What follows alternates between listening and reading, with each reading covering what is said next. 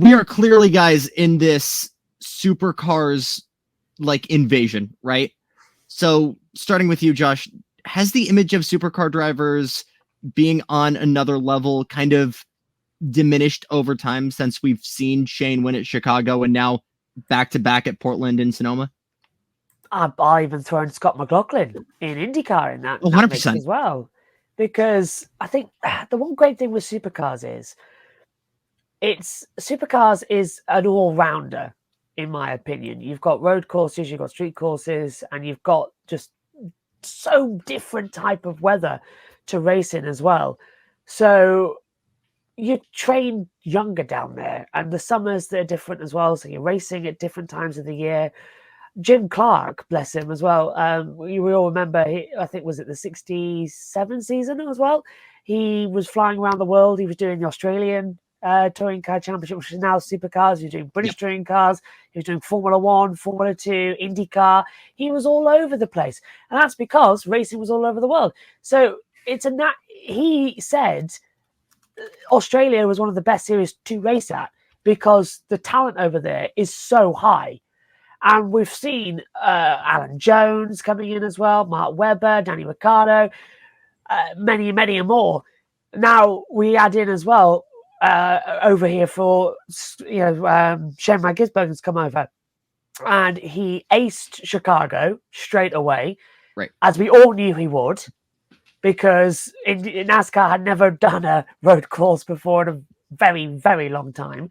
If you want to count Daytona Beach as a road course, then you can do, but or street circuit. So I was very, very impressed with what happened at Chicago, and it was only a matter of time until he won in Xfinity.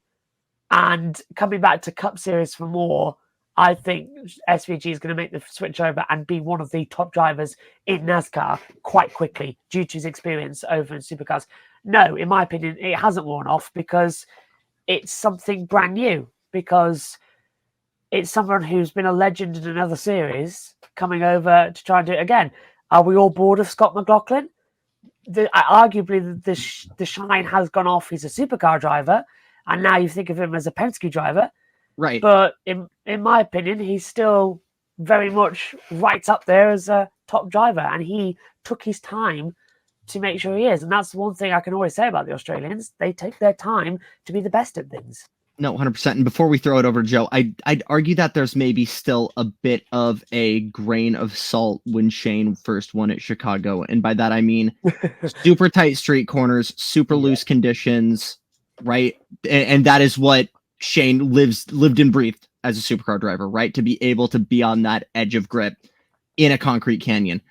So you throw him in an Xfinity car on an oval, and where's that going to translate, right? And then you see him do consistently well at the start of the season at Atlanta, at Talladega.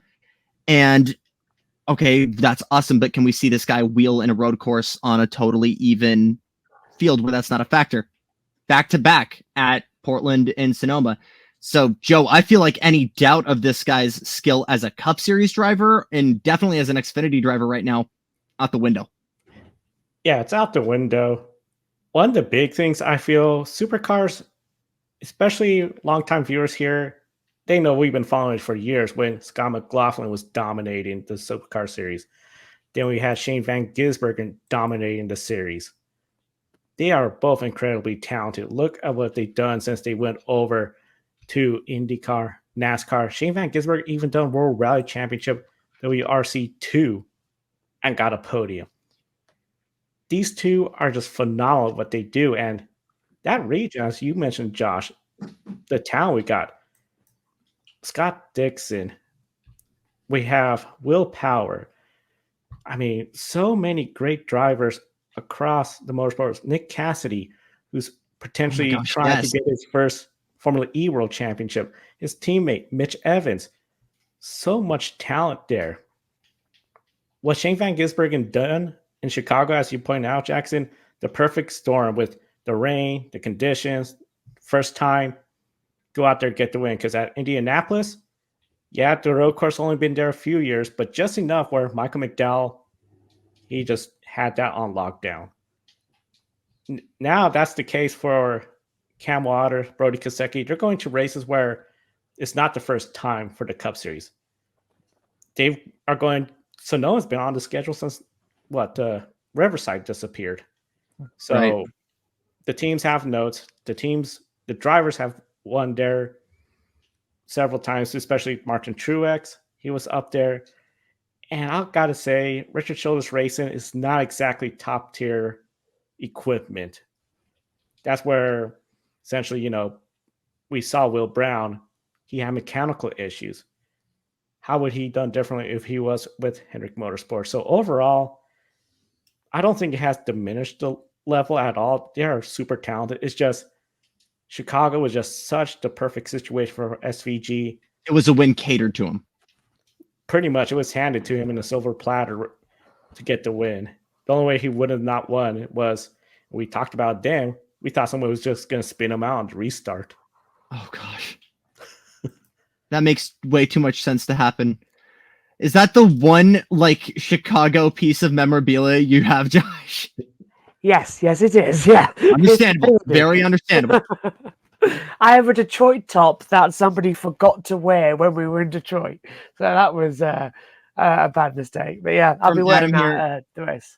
From Adam here, I'd like to see someone from NASCAR try supercars. Maybe Jeff Gordon, Dale Jr. went to Australia to test for a few years ago. Greg Murphy was a legend in supercars. He's from New Zealand. Yeah, and going back to that, I mean, my brain instantly goes to Hinch and Rossi sharing a car. I forget what team that was, and it was awesome to see them there, but they got their butts handed to them.